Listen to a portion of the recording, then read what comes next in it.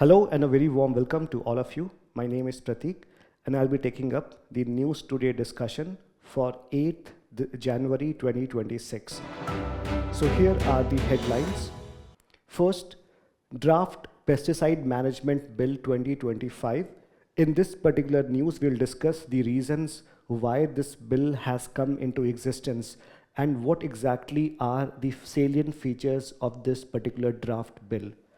Second news, India assumes BRICS chairmanship and India is going to India is going to be hosting the next BRICS summit as well in 2026. So in this context, we will understand the reasons why India will take the things that India will be doing under its chairmanship and what exactly are the important aspects of BRICS. Then in the third news, government eases rules for private afforestation work on leased forest land. In this particular news, we will discuss the context and the reasons for the particular news and what could be the implication of this on the forest rights of people. And in the fourth news, we have center issues notification for first phase of Census 2027. Here we will discuss what exactly are the important aspects of this year's particular census, and the last news is US to withdraw from 66 international organizations. So here we'll discuss the reasons why US is taking this particular decision and what could be the potential implication of this move on international relations. Then in the places in news, we will be discussing Liechtenstein as India is going to expedite its FTA with this particular country, and then we also have quick updates. So in the first news, we have Draft Pesticides Management Bill 2025. So recently, the Union government has released this particular bill for consultation with the public so that they can provide certain inputs on this particular bill. Now the context here is very important, that the bill particularly, that the draft bill essentially is going to revise the bill the act that came in 1968. So the previous act, 1968 Insecticides Act, and its subsequent rule was created in an era that was primarily for the Green Revolution, okay? So if you look at the larger reason why this particular draft rule or act of public bill has been acted is because the earlier act that was enacted no longer serves the purpose. Why? Because it was enacted in the era of Green Revolution and it was largely restricting or was targeting the chemical insecticides, right? Now, but as we know that now the whole era or the whole scope of agriculture has increased. Now, so this particular bill is trying to increase the scope of the pesticide, right? So first thing, the reason why this bill has come into existence is to increase the mandate of the erstwhile bill. The second important reason why this bill has come into existence is because of the rising health and environmental risk. And the reason for this is because of the fact that because of the inconspicuous consumption of pesticides, especially by the farmers, there have been several reported cases of suicides. So there is there's a need to ensure that the pesticides are supplied in a controlled and a regulated manner, and also to check its misuse because it also creates several environmental hazards as well.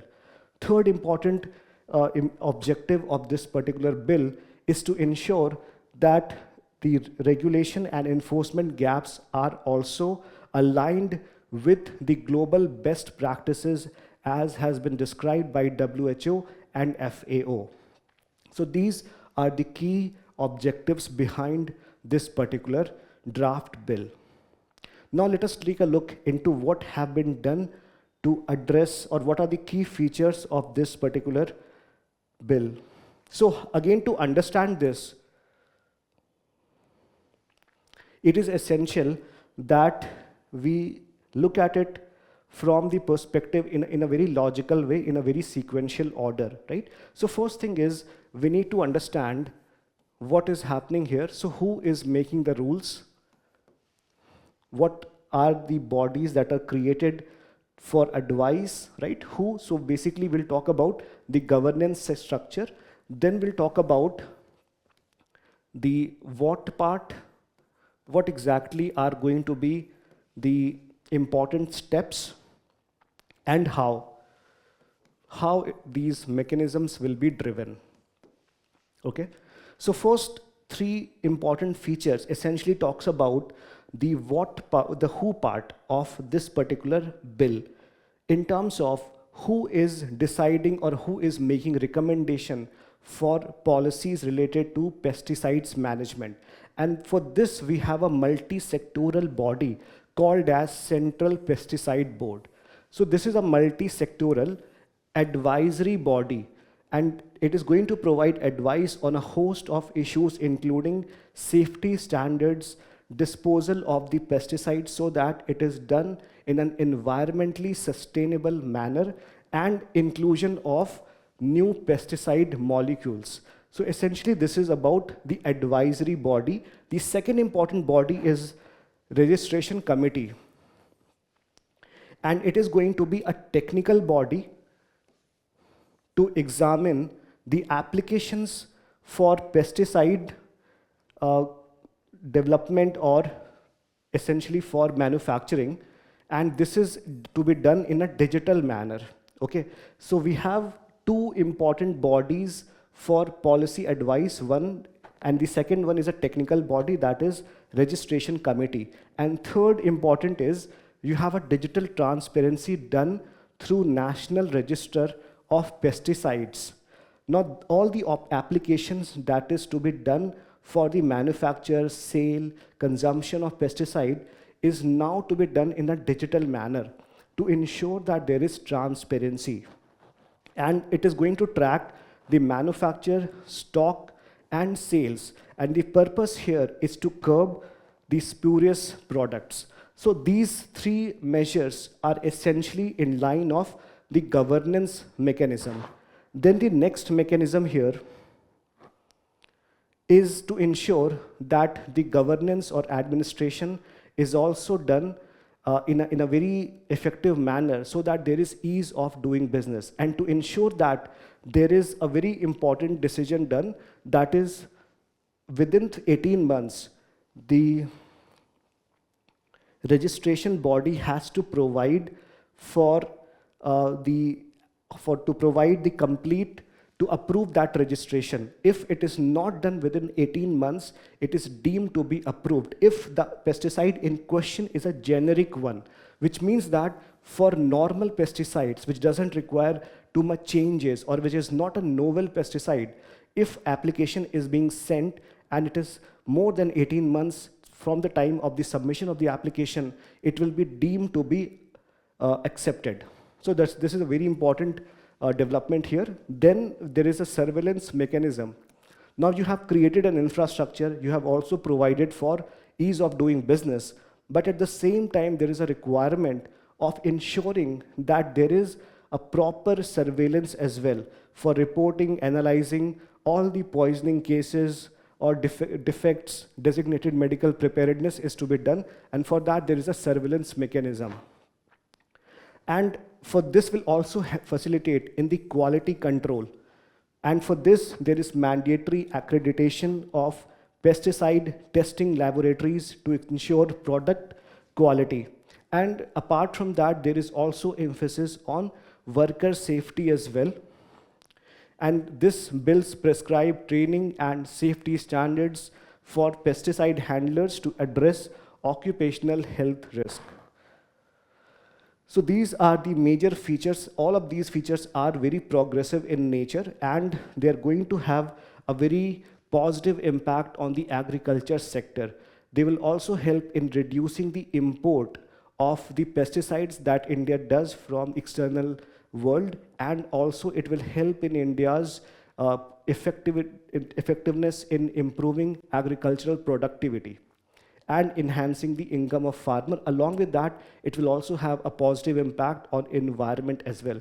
So this bill has multiple benefits.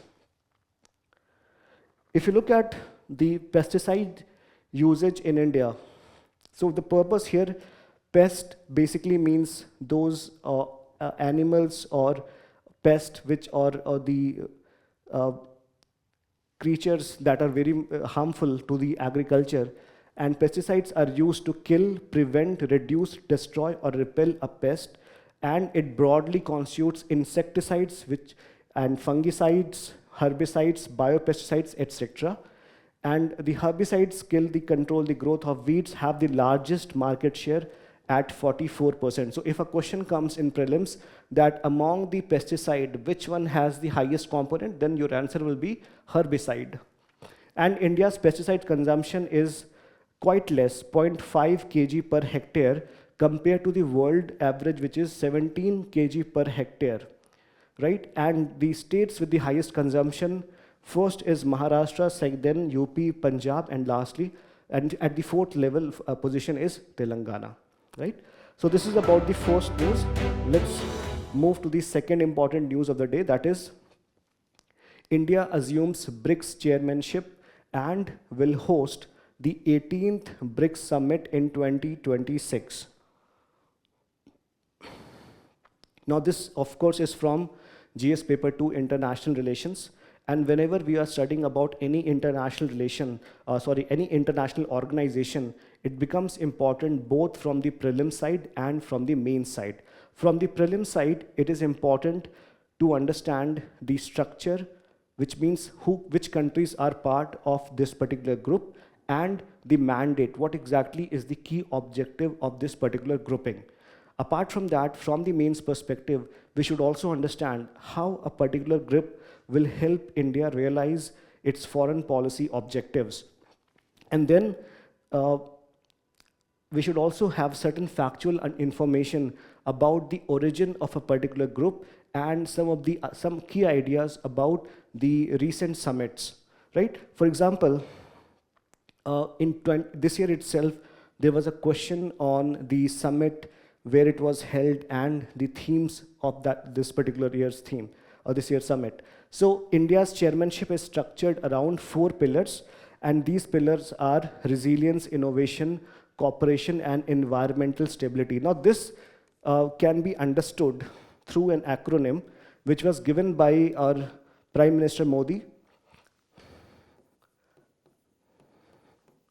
So this is building resilience, innovation, cooperation, and sustainability.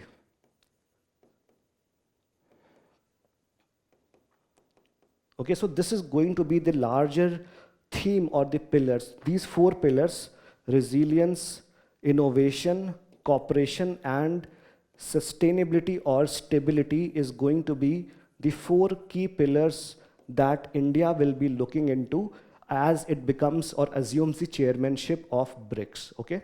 So let's take a look at one of the tweets of our Prime Minister, who has highlighted what exactly is going to be the priority of India as it assumes the chairpersonship of BRICS.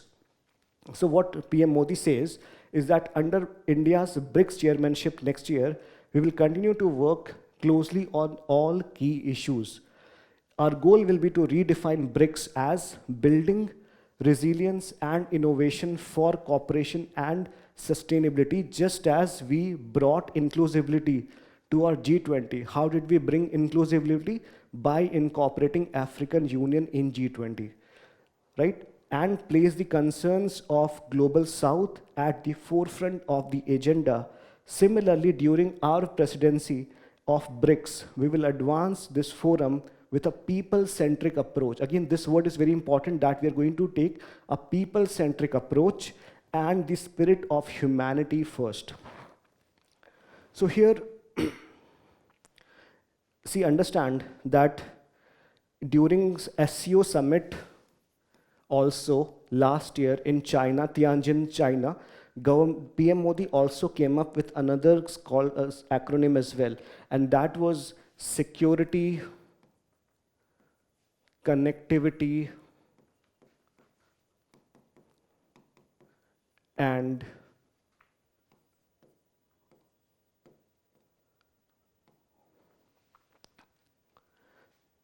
organizational or operations, right?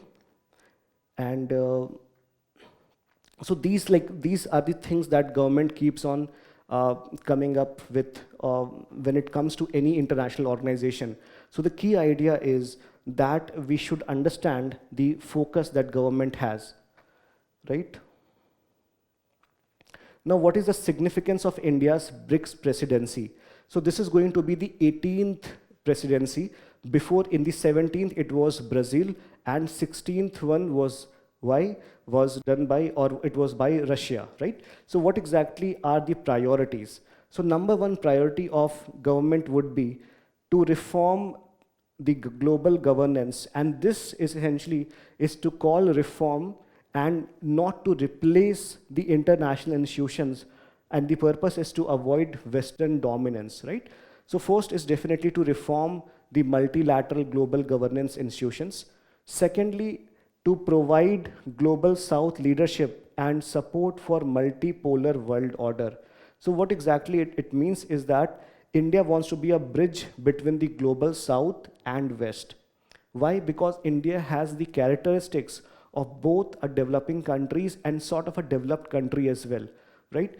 And to represent the concerns of the global South, which includes poverty, inequality, environmental degradation, etc. Then promotion of digital public infrastructure. India has done incredibly well when it comes to digital inclusiveness and providing for digital public infrastructure in the form of UPI, etc. So India has potential to provide scalable developmental model for the global South using the presidency of BRICS. Then it will also enhance India's strategic autonomy and multi-alignment. India can balance engagement with the Western-led groupings like Quad, right? And China, like through China, it has its alliance or partnership in not just BRICS, but also through SCO. And this is going to preserve India's strategic autonomy. If you look at some of the key information about BRICS, we know that its genesis was because of a very important paper presented by economist of Goldman Sachs. His name was Jim O'Neill. So Jim O'Neill in 2001 published a paper which called about 4 economies. And these economies was Brazil, Russia, India, and China. And he said that these are going to be the new emerging economies outside the G8 system, right? Or G7 countries. And in 2006, on the sidelines of G8 or G20 meeting, these countries met and they decided to form a kind of an alliance or kind of a grouping, and this materialized in 2009 when the first summit was held in Russia, right? And this was again BRIC, and in 2010, South Africa joined, so it became BRICS. So this is the genesis of the group, okay? And the aim here essentially is to reform the multilateral or to reform the multilateral institution. Also to highlight the concerns of the global South. Then chairmanship here is not fixed, it is on rotational basis. So earlier it was done through this. So for example, if Brazil was a chairperson for 1 year, then it would pass to Russia, then it would pass to India, then to China, then to this. So again, this was the way through which the chairmanship would pass in the earlier system, but recently there has been an extension or expansion in the grouping. So as of now, this is not clear how the chairmanship would be decided, right? So the three pillars of cooperation of BRICS essentially are the three important areas of IR. So first, cooperation is your political cooperation, political plus security cooperation. Then you have economic and financial cooperation. And then you have the third, that is cultural and people-to-people ties.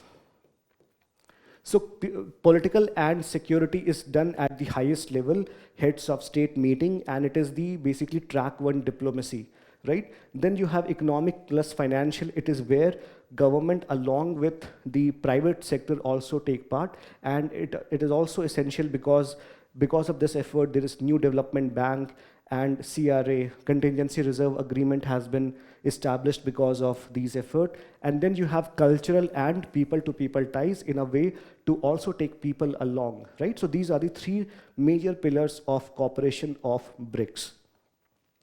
And if you look at the whole, what kind of representation it has, so it represents almost 50% of the world population, around 40% of the global GDP, and around 26% of global trade. Now, this is the position occupied by the previous BRICS prior to the extension or expansion.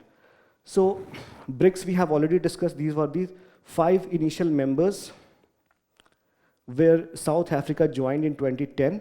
And this is the new members. So 5 new members have recently joined, which includes Egypt, Ethiopia, Iran, Indonesia, Saudi Arabia, and UAE. Okay, so these are the 5 members. So remember it from in this perspective that Saudi Arabia and UAE are the 2 Arab members, and not just Saudi Arabia, its erstwhile rival also is there, that is Iran. So earlier this was unthinkable that Iran and Saudi Arabia will be sharing a platform, but because of the diplomacy of countries like India, Russia, and China particularly, Iran and Saudi Arabia have come on the same platform, which is a remarkable achievement. Then you have countries like Egypt. So Egypt has also recognized Israel in 1978 after the Camp David Accord.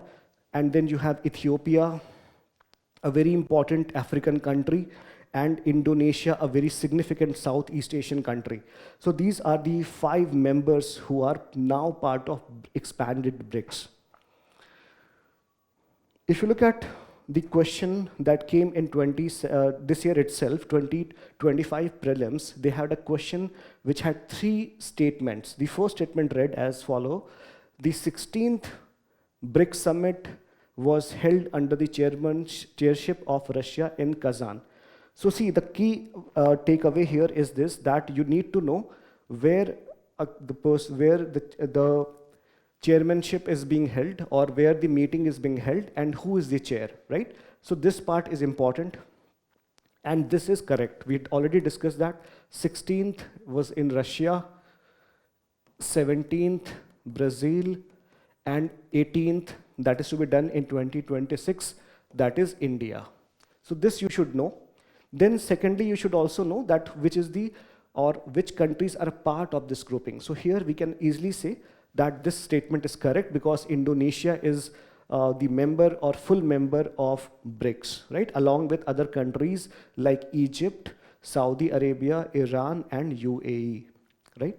Then this theme of 16th BRICS summit was strengthening multiculturalism for just global development and security. Now pause for a minute, read it very carefully, because this statement is not correct. Why? Because the theme was not multiculturalism, but multilateralism. So we have already discussed that one of the key objectives of BRICS is to reform the multilateral institutions, okay? And that is the key, and along with that, to also push forward the agenda of Global South. So this initiative strengthening multilateralism for just global development and security, right? So that was the theme. So therefore, 1 and 2 are correct. So the right answer is A. Next topic, again a very important development. Union government eased rules for private afforestation work on leased forest land. So this is slightly complex topic, I would say, because as such it doesn't make any like you wouldn't understand what exactly is the problem if government is doing this. So let's take a look at what exactly is the matter at hand and what exactly is the concern that is arising from it. So first of all, understand that there was a change that was done recently in the one संरक्षण एवं संवर्धन अधिनियम 1980, that was the erstwhile Forest Conservation Act of 1980. So in that particular act, what was done was, in certain areas, for certain purposes, when the forest land is used, or if forest land is used for, say, two purposes, for forestry purposes and for diversion of forest resources, diversion, right? So this is called as forestry activities, and these are diversions or other activities. Okay, so in India, as per the Forest Conservation Act of 1980 and the recent amendment done, there are two categories of work that can be done under the forest land. These are categorized under forest activities and, say, diversion activities or non-forest activities. So if there is any work that is done for diversion of forest land, in that case, there are two things that has to be ensured. One is that there is an NPV that has to be provided, that is the net present value of the forest land. What is net present value? A forest land performs a lot of ecosystem services. What ecosystem services? Like carbon sequestration. It absorbs a lot of carbon. It releases a lot of oxygen. It ensures that it provides for biodiversity. It curbs soil erosion and a lot of other activities. So there is even though they cannot be quantified, still there is an attempt made to quantify or monetize the kind of ecosystem services that the present forest land is providing. And a number is given to that service, and that number or monetary sum is called as NPV. Then the second one is called CAMPA or CA. Let's call CA, that is compensatory of afforestation.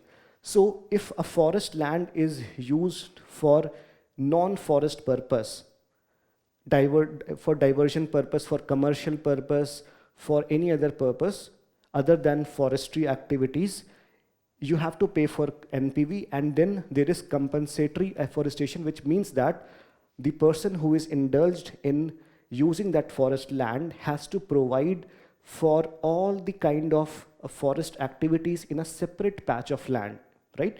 And that should be a non-forest land. And this should include raising of the similar kind of trees and try to have some sort of the biosystem or biodiversity that the existing patch of land would be having, right? So these are the two things that was there.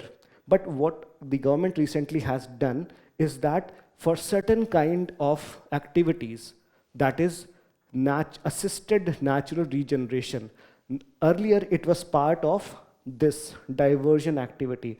Now it has been given under forestry activity. So now what happens is, this could be done either by the government or by non-government entities, that is private entities, right? Now these activities, the assisted natural regeneration, basically forest can be generated by either natural regeneration or assisted natural regeneration. Natural regeneration means that the forest gets regenerated on its own without any external help. Assisted natural regeneration means that the government or the private sector is providing some sort of help, like clearing the forest, providing for certain insecticides or burning, etc., so that nature itself takes cue, and it also helps in afforestation on its own, right? So here what is there is that this part, assisted natural regeneration part, is to be now considered as forestry activities, right? And this essentially means that the requirement for NPV and compensatory afforestation is no longer applicable, right? So this is the major difference. So on such activities which may include afforestation, plantation, etc., these limitations will not be there, right?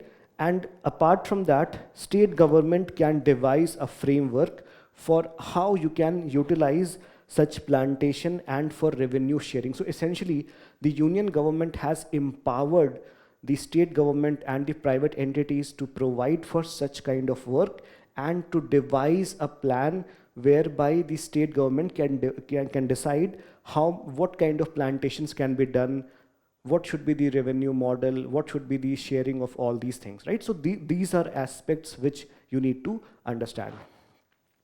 Now, what is the concerns which have been raised because of this? The concerns which have been raised essentially is that it is possible that the DPRs, the detailed project requirements which are to be done before submitting the project report or before providing for such activities, may not be done in a very convincing or in a comprehensive manner, as a result of which this activity could lead to commercial usage of forest land, and in a way that could lead to erosion of, or it could lead to destruction of the forest land. That is the major concern that the activists have flagged. Also, as per the government, there is a huge requirement of paper products, fiber products, which can be met through usage of this amendment. In fact, because of this increase in the usage consumption, the import burden of government has also substantially increased. But a lot of activists have criticized this move, saying that perhaps this could have been done through other means and not by diluting this particular law that has been doing well in the previous times, right? So this is the major change which has been criticized by the activists, yet the government also has some important consideration behind its move. Now, when it comes to the changes which happened in the Forest Conservation Act, that is Forest Sanrakshan Evam Sanvardhan Adhiniyam 1980, which essentially talk about three things. First, applicability. So now the applicability of the Forest Conservation Act will only be applicable as decided by the definition of forest provided in Indian Forest Act 1927, right? So this means that the protection that any forest land gets through this particular law does not automatically extend to every forest, but only to those forests which meet the criteria of forest that is classified or declared in accordance with the provisions of this Indian Forest Act of 1927. At the same time, there have been certain exemptions which is provided, which is restrictions on the forest land within 100 kilometers of international borders for national security projects. So this is the exemption. Third, it permits activity, it reclassifies ecotourism, zoos, silvicultural activities as forestry activities. So what exactly are the benefits of classifying something within forestry activities? Again, as we discussed, it would exempt the payment of NPV and CA, okay, and exempting them from certain non-forest use restrictions. So these again were some of the moves that were criticized by the activist. Next news, center issues notification for the first phase of Census 2027. Now this topic is essential not only from the perspective of your general studies paper 2 social issues, because in the census you get a lot of data with respect to demography, sex ratio, and other important developments like all birth rate, death rate, etc. But you also understand the pattern in which the demography of the country is witnessing, right? So, and apart from that, this also helps us in evidence-based policy making. So this can also be part of general studies paper 2 polity. So what has been done with respect to the particular news is that the census will be undertaken under 2 phases. The first phase will be where the house listing operations will be done, and this will be done between April and September across all the states and UTs. That is the first phase. The second phase is where your individual population will be enumerated. Population enumeration, that is the second phase, and that will be conducted next year from February 2027. But it is not uniform here. For the UT of Ladakh and the snow-bound areas of Jammu and Kashmir and Himachal Pradesh and Uttarakhand, the population enumeration will be conducted in September 2026, right after the house listing operations are done. Okay, so this is the whole chronology of how the phases of census will be undertaken. Now, what makes this census different or unique in aspects is essentially what is going to be the next area of discussion.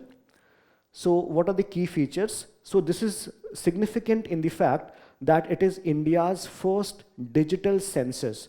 So earlier, the enumerators, in fact, there have been 35 to 40 lakh enumerators who are going to take part in the census operation.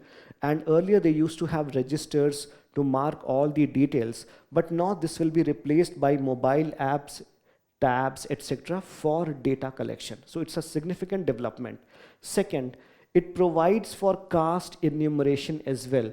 So in the previous census, even though there was provision for counting the population of the scheduled caste and scheduled tribe, it didn't have the provision for enumerating all the caste, right? Like the unreserved caste or say other backward class caste, etc. So this is going to be the first nationwide caste enumeration in the independent India, the last one that was done in 1931. And there have been several political debate whether a caste census should be conducted or not. So finally this was settled that yes, we need to have certain caste in the census as well. That will help us make more inclusive and targeted policies. Then with respect to the digital features, there are a couple of things that you should be aware of. First is that there is a provision for self-enumeration portal. So this will provide for the citizens to independently complete the questionnaire. So as part of census, there are several questionnaires that are provided to you. So if you do this on your own, then it definitely reduces the work of the enumerators. Then second is there is a monitoring system as well. So you have a census management and monitoring system, CMMS, which allows the supervisors and district officers to track the progress of the enumeration.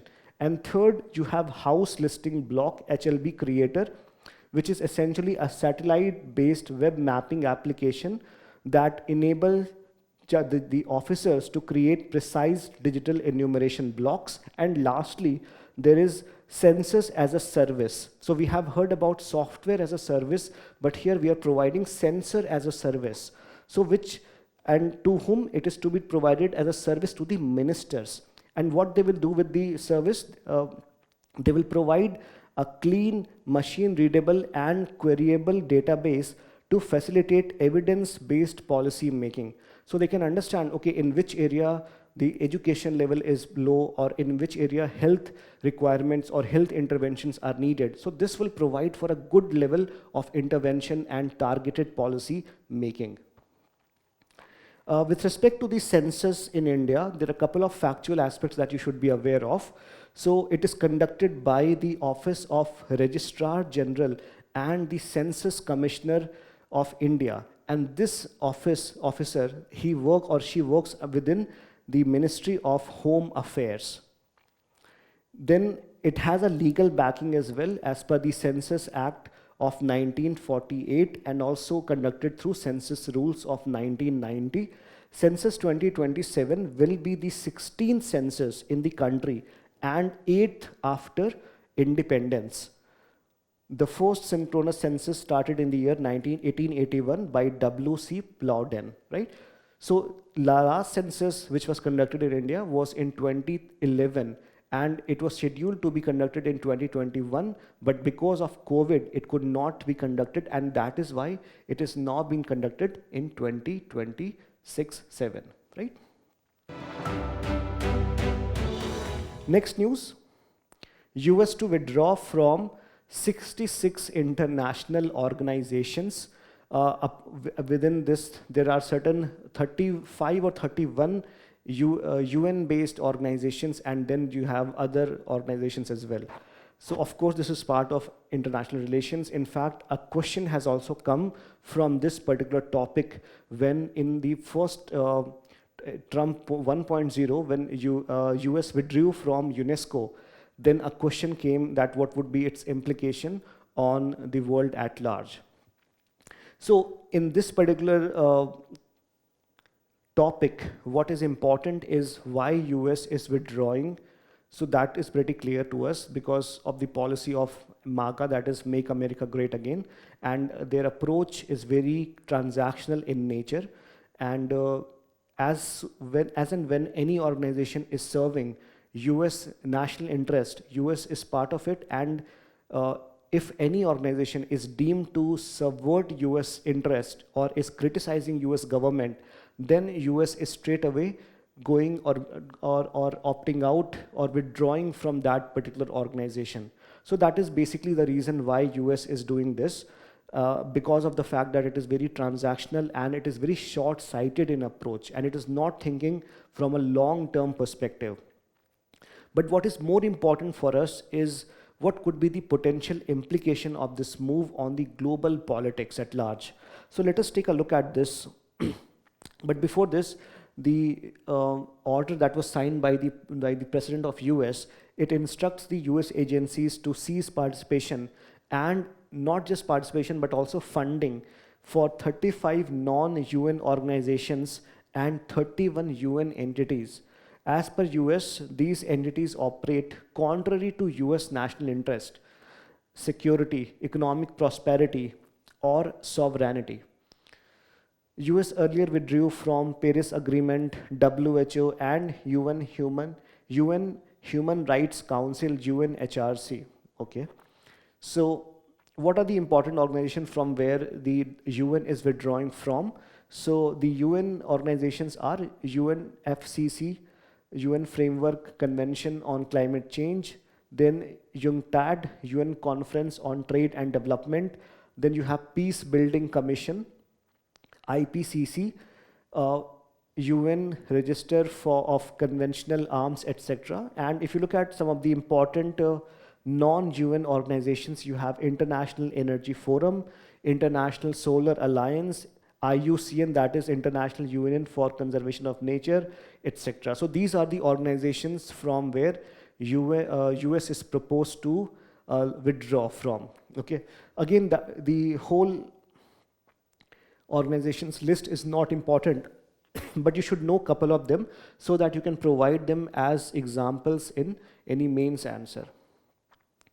Now this is very important, the impact, the potential impact of US withdrawal. So what exactly will happen? So first thing is that any international organization is meant to harmonize the efforts of the countries on global challenges. So we must think that what are the global challenges that the world at large is facing. So one is definitely your climate change. And climate change doesn't happen, it doesn't respect the boundaries of one country, right? So if one country is accepting the idea of climate change and not using polluting fuels, then it's not that its impact is going to be felt only by that country, right? So it needs a harmonized set of action. It requires funding so that the poorer countries can also adopt proper green energy transition. But because of this action by Trump and because of the fund issues, then it is going to hinder the global efforts to curb the greenhouse gases, which has led to climate change and global warming, because it also gives other nations the excuse to delay their own actions and commitments. The second important impact is that it will help or it will lead to fragmentation of the multilateralism. US withdrawal will further weaken the international governance, for example, WTO, enhance power rivalries, leading to shift towards protectionism and smaller ad hoc regional blocs or minilateralism. Third, it will halt development. US traditionally has played a key role in global institutions, and funding cuts subsequent to US withdrawal will deteriorate the already diminishing international humanitarian and development aid. Then lastly, it will also impact global peace. Why? Because absence of US contribution for peace building commission. So earlier there was an idea of peacekeeping, but peacekeeping was considered to be very transactional and short-sighted approach. So there was an approach for peace building. But since US is not part of peace building commission, then it will hamper the peace effects, the peace efforts in the conflict-ridden area, especially in Africa, such as Sudan, right, or South Sudan, or Somali, etc., or in the Caribbean, right? All these areas will see a lot of challenges, right?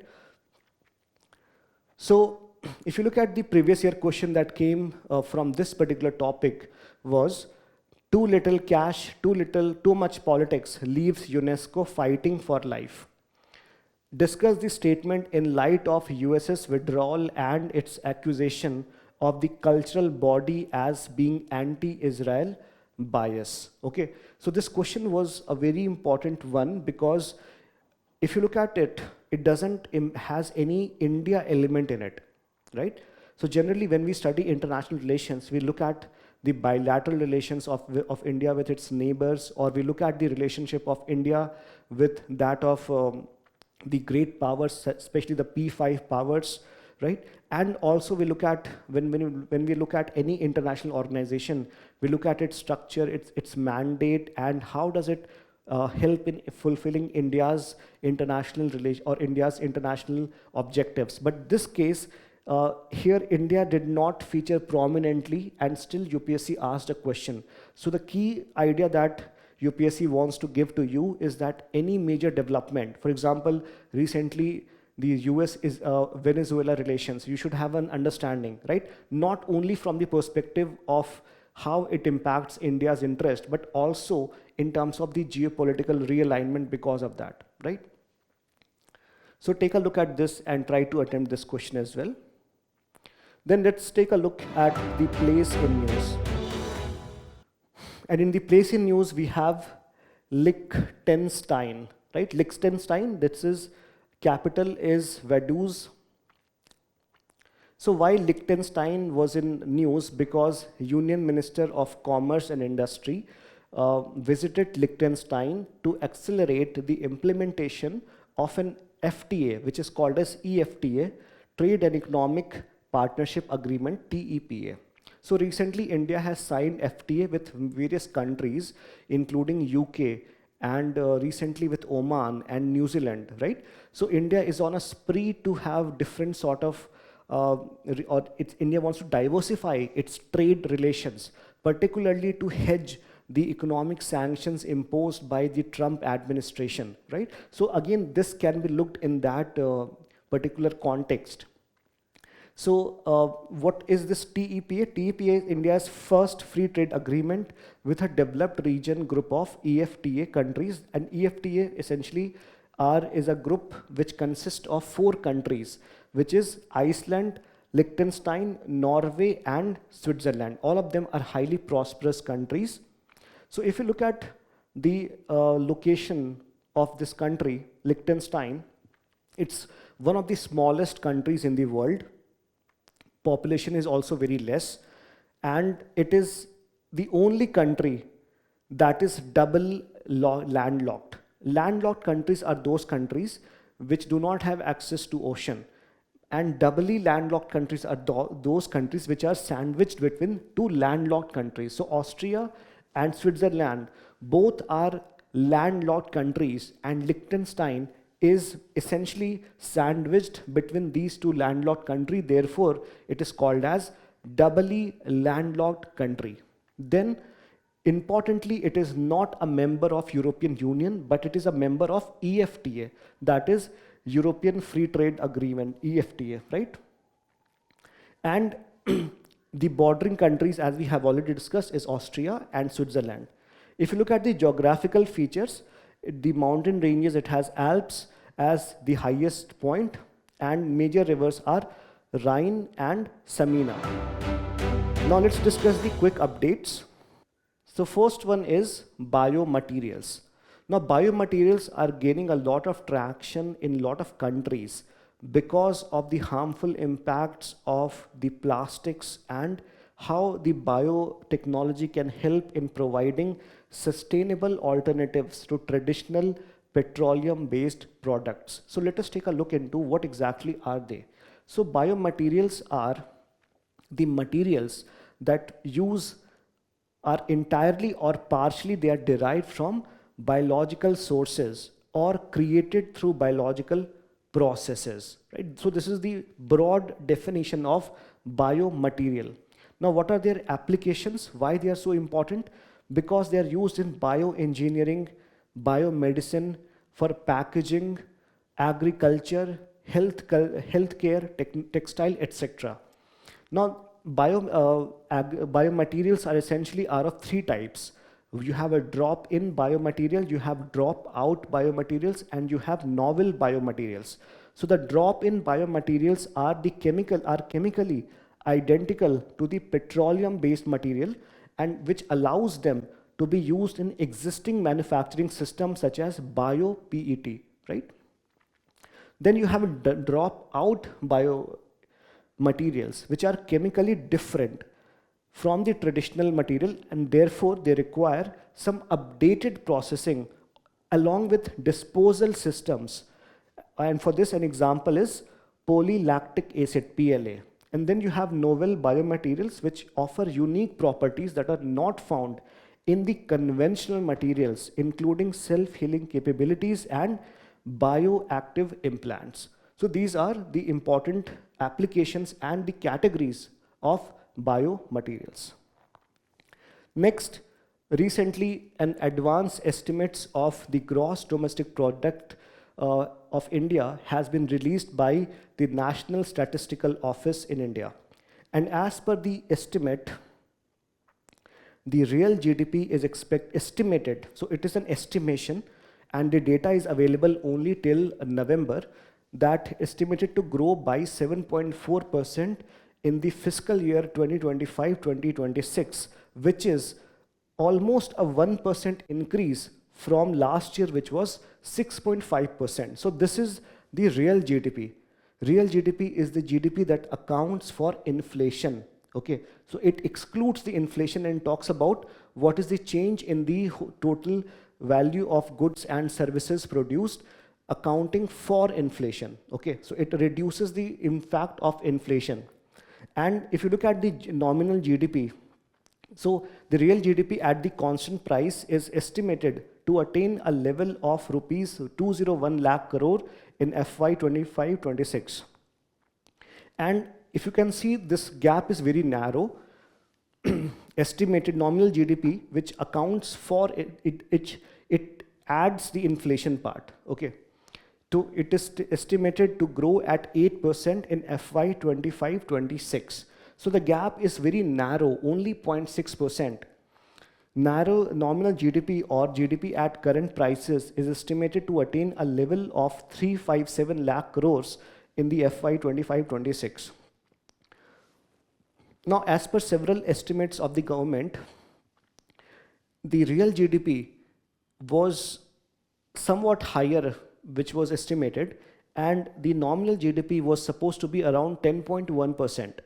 And why this numbers matter is because of this number is estimate or useful in calculating the fiscal deficit, in calculating debt to GDP ratio, etc. Right? So if this number is calculated correctly, then a lot of other indicators or numbers are also important. Now, as per the government reports, the GDP revision process is underway, and there's going to be some changes in the base year, and there's also going to be some changes in the data basis from where we are calculating the entire GDP. So the data counts are going to be changing or increased, and the base year is also going to change. So apart for that purpose, perhaps we'll have another set of GDP that we can look into, right? Then next is about TRAI, and it basically is a very unfortunate development as per a report that 97% of the penalties that have been imposed by TRAI, that is Telecom Regulatory Authority of India, remains unpaid. And unfortunately, or interestingly, TRAI can only impose penalties on specific violations like spam and the quality of services. And even then, we can say that only 3% penalties have been paid. And why this happens? Because the operators move to the appellate tribunal, and then the specific violations are then not considered. Right? So this basically tells either the TRAI is not working in the mandate that it was supposed to be, or there is problem in terms of its whole functioning or power. So perhaps there's a need to empower the TRAI as well, in line with the SEBI, as it is more powerful. So if you look at the genesis of TRAI, it was founded in 1997 by an act called Telecom Regulatory Authority of India Act 1997. So its nature is statutory, it is created by a law, and it is a regulatory body to regulate the telecom agents. Then the functions are to regulate the telecom sector. Second, to enable licensing of telecommunication technologies like data services, carrier services, across services, and unified licensing. And lastly, it protects the interest of consumers in the telecom sector. Next, biobitumen. And India has become the first country in the world to commercially produce biobitumen in road construction. And if you look at the biobitumen, what exactly it is an alternative form of bitumen manufactured from organic elements, example, your agricultural waste, lignin, biochar, bio-oil, etc. So what is bitumen? Bitumen is a black substance produced through distillation of crude oil known for its adhesive qualities. The benefits is that if we use this for construction of road or any other product, it reduces the need for crude oil imports, it addresses the issue of stubble burning, and it increases or boosts the bioeconomy. It can also be used as an addition to the bitumen or to reduce the quantity of bitumen in the binder mixture. Along with this, their application is for waterproofing, for paving roads. Next important development is ICGS Samudra Pratap. So Indian Coast Guard ship Samudra Pratap, which is India's first indigenously designed pollution control vessel. So very important development. So India has done a lot for controlling pollution and for environmental sustainability, and this is another milestone in India's attempt in all these areas. That is ICGS Samudra Pratap, which is a pollution control vessel. It was commissioned recently in Goa, and it is first of the two PCVs being built by Goa Shipyard Limited, that is GSL, and it is the largest ship in the ICG fleet. And it is not just to be worked as a pollution control vessel, but it is also equipped with several other measures, and along with that it is equipped with advanced pollution detection systems, dedicated pollution response boats, pollution control laboratories, and modern fighting capabilities, right? Plus at the same time it will also be helping in other Coast Guard activities. Then Bannerghatta National Park was in news. Why? Because the Central Empowered Committee, which was constructed by, or which was constituted on the advice of Supreme Court, has recommended the withdrawal of 2020 government notification. So in 2020, government has signed or had provided a notification that diluted the ESZ of the region, right? And restoration of the wider ESZ as provided in 2016 draft notification. So earlier the question was that in 2016 or in 2020, the government has diluted the norms of the eco-sensitive zone. So what is eco-sensitive zone? They are the areas essentially to create some sort of shock absorber. Basically, they are the buffer zones to the protected areas by regulating and managing the activities around such areas. So in all the important eco zones, there are certain areas within which the management of commercial activities are somewhat regulated, right? So this eco-sensitive zone, which was there in Bannerghatta National Park, was reduced by the government in a notification in 2020. And to check this and to see and oversee this, government, the Supreme Court had constituted a committee, that was Central Empowered Committee, and this committee has now said that we should not reduce the ESZ, we should ensure that the previous ESZ should remain. So this is the news all about. So what is Bannerghatta National Park? It is located in Bengaluru, Karnataka. It's a national park. It has 4 ranges: Anekal, Bannerghatta, Harohalli and Kodihalli wildlife ranges. Flora, Medri bamboo, and fauna: panther, elephant, sloth bear, spotted deer, grey langur, bonnet macaque, wild boar, jackal, etc. are the fauna that are being found here. Then next news is about Directorate General of Mines Safety, GGMS. So it recently celebrated its 125th Foundation Day. So what exactly should we know about DGMS? That it was established in 1902 as Bureau of Mines Inspection, and later it was renamed in 1967 as DGMS. So what exactly it does? It is a regulatory authority or agency under which Ministry of Labor and Employment. It deals in matters related to occupational safety, health and welfare of the persons employed in mines. Then the headquarters of this is located in Dhanbad, that is there in Jharkhand, and is headed by the Director General of Mines Safety. If we look at the roles and functions, so it has threefold functions. First is inspection of mines. Second, investigation into accidents. Third is to grant statutory permissions, exceptions, and relaxations. Next news is about silver. And there was a research paper done by Global Trade Research Initiative, GTRI. It highlighted that India must enhance silver processing and diversify imports to reduce reliance on the finished silver. So India imported about 21.4% of the global silver in trade in 2024, making it the world's largest consumer of finished silver. If you look at China, so China is importing the crude silver only, and it is processing it substantially on its own. But India, on the other hand, is importing the finished silver, and that is what the body GTRI is suggesting, that India should also enhance its processing capabilities of silver so that India can reduce the reliance on the finished silver, right? So not on the raw material, but on the finished silver. And why it is important?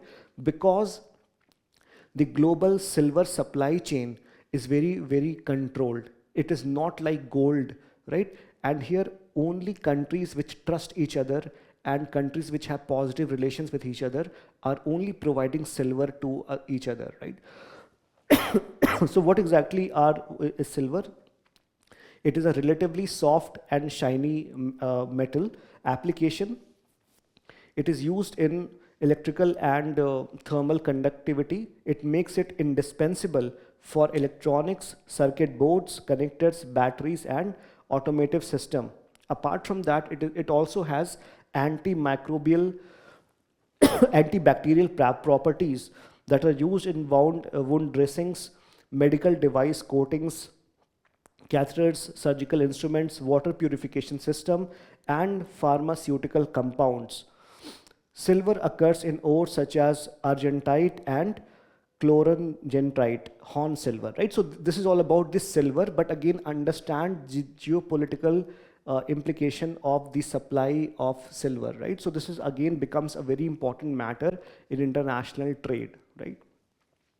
So this is all about the news today for 8th January. Make sure that you also attempt the question that will be flashing on your screen. Till then, take care and all the best.